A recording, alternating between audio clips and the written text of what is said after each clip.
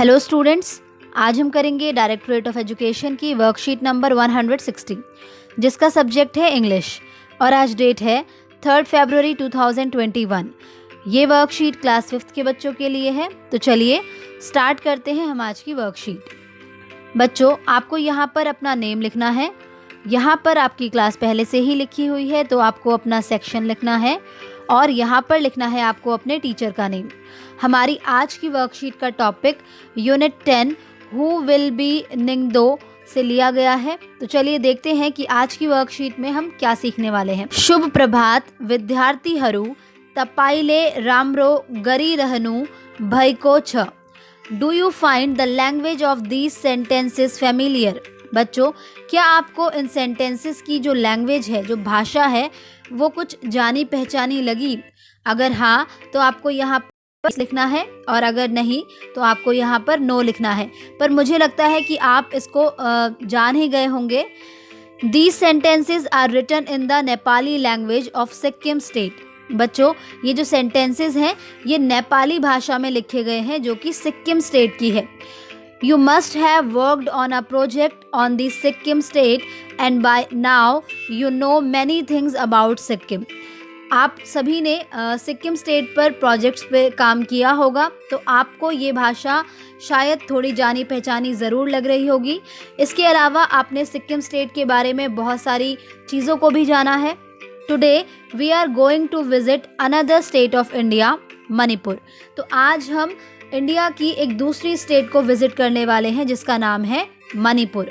Manipur is a state in north east India. It is a beautiful state. बच्चों, मणिपुर कहाँ पर है? इंडिया के नॉर्थ ईस्ट साइड में है, नॉर्थ ईस्ट साइड में।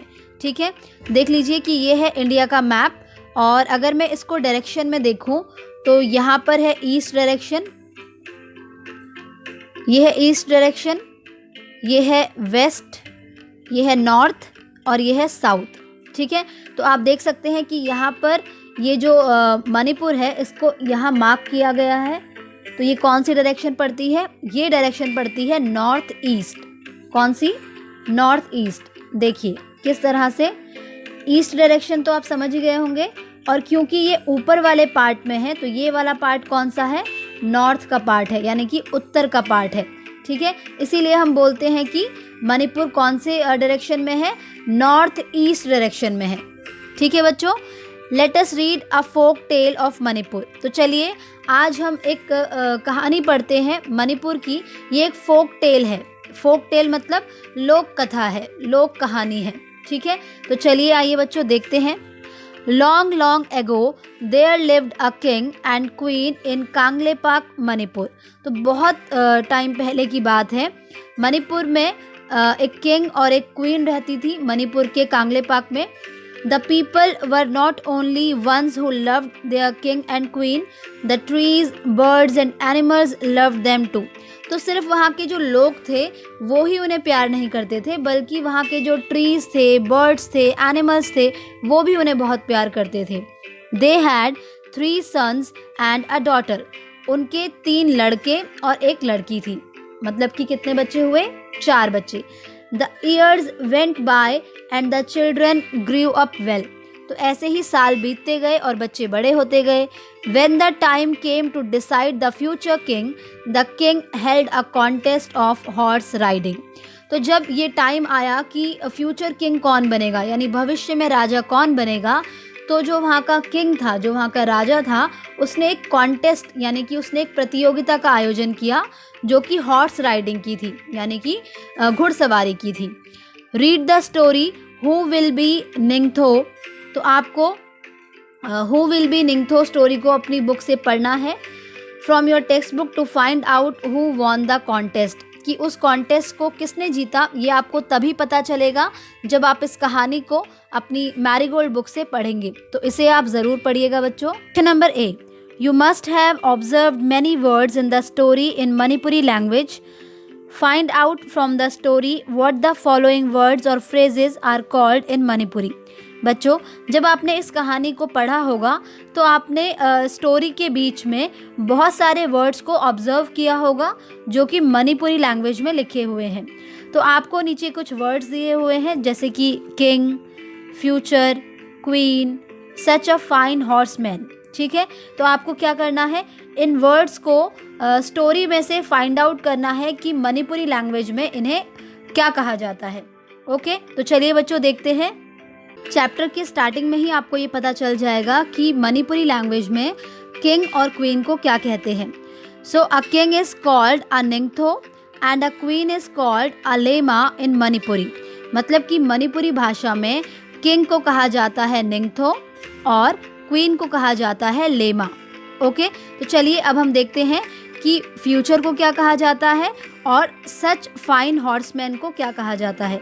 तो बच्चों यहाँ पर एक लाइन लिखी हुई है, time to decide the tungi ningthou the future king. मतलब कि अब समय आ गया है फ्यूचर किंग को डिसाइड करने का, और फ्यूचर किंग को मणिपुरी भाषा में कहा जाता है तुनगी निंगथो। तो ये तो हम जान चुके हैं कि किंग को निंगथो कहा जाता है, तो फ्यूचर को क्या कहा जाता है, तुनगी। क्या कहा जाता है बच्चों, तुनगी। ठीक है बच्चों, ठीक इसी तरह से सच अ फाइन हॉर्समैन को मणिपुरी लैंग्वेज में कहा जाता है शगोल थौबा नूपा। शगोल थौबा नूपा। ओके, तो चलिए अब हम इसको लिखते हैं। तो किंग को मणिपुरी लैंग्वेज में क्या कहते हैं, निंगथो। तो हम यहाँ लिख देंगे NINGTHOU, निंगथो। ऐसे ही फ्यूचर को मैंने क्या बताया था, तुनगी, TUNGGI। ठीक है, इसी तरह से क्वीन को क्या कहते हैं, क्वीन को कहते हैं लेमा, LEIMA, लेमा।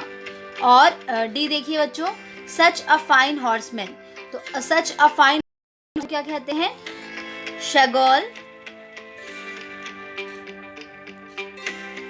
शगोल थौबा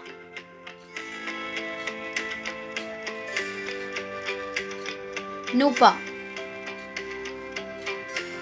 ठीक है बच्चों। Question number B, Ningthou and Leima had 4 kids. बच्चों अभी जब हमने वर्कशीट को स्टार्ट किया था तो हमने वहाँ पर पढ़ा था कि निंगथो और लेमा के 4 किड्स थे, यानी 4 बच्चे थे, जिसमें 3 लड़के और 1 लड़की थी। ठीक है, look back in the story to find their names and write them in the space given below. अब आपको स्टोरी को एक बार दोबारा से देखना है और उन चारों बच्चों के जो भी नाम हैं उन्हें यहाँ पर लिखना है। तो आइए बच्चों देखते हैं। उन सभी के नेम्स आपको इस पेज पर मिल जाएंगे जहाँ से ये स्टोरी शुरू हुई है। तो देखिए ये है वो names. Their beloved king and queen had 3 sons, Sana Jaoba, Sana Yema and साना तोम्बा। तो ये तो हैं 3 सन्स के नेम, एंड उनकी एक 12 ईयर्स के बाद में एक डॉटर भी होती है जिसका नाम होता है साना तोम्बी। ठीक है, तो क्या क्या नाम है, साना जाओबा, साना येमा, साना तोम्बा और साना तोम्बी। ओके, तो उन सभी के नेम्स को आप यहाँ पर लिख देंगे।